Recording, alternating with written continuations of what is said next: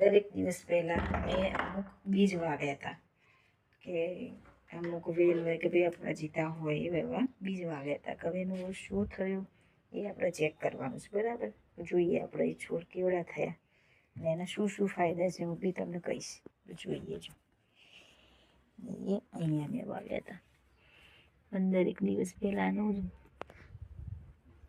અરે હા, આટલા સુધી તો પહોંચી ગયું છે, બરાબર. જીવન મેં ઘણી જગ્યાએ જોયું કે ભાઈ અપરાજિતાનો વેલ હોય, બરાબર, એના બ્લુ કલરના ફૂલ આવે, જે આમ શોભામાં બી સારું લાગે અને ફૂલની કંઈક ચા બનાવીએ તો હેલ્થ માટે કંઈક સારું હોય છે એવું મેં સાંભળ્યું હતું. જેમ કે લાવો તારા ચોમાસાની ઋતુ છે તો આપણે વાવીએ, કારણ કે કંઈ બી આપણે ચોમાસામાં વાવીએ તો જલ્દી આપણે ઉગી જાય, બરાબર. એટલે પછી મેં બી ટ્રાય કર્યો હતો.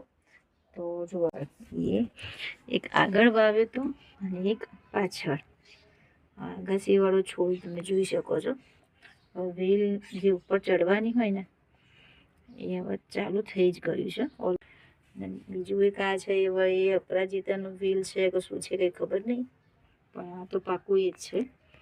હવે આના કંઈક એવું કહેવાય છે કે અપરાજિતાનું ફૂલ હોય ને એની ચા બનાવીએ ને તો ચાથી આપણને કંઈક ફાયદો થાય છે કે ભાઈ સ્કિન કેરમાં કે ભાઈ આપણે ડાયાબિટીસમાં ફરક પડે એ રીતે ફાયદો થાય છે. તો ફાયદા હું ડિસ્ક્રિપ્શનમાં નાખીશ, તમે જોઈ શકો છો કે શું શું ફાયદા થાય, બરાબર. નેક્સ્ટ વિડીયોમાં પછી આપણે જાણીશું કે હવે બાય.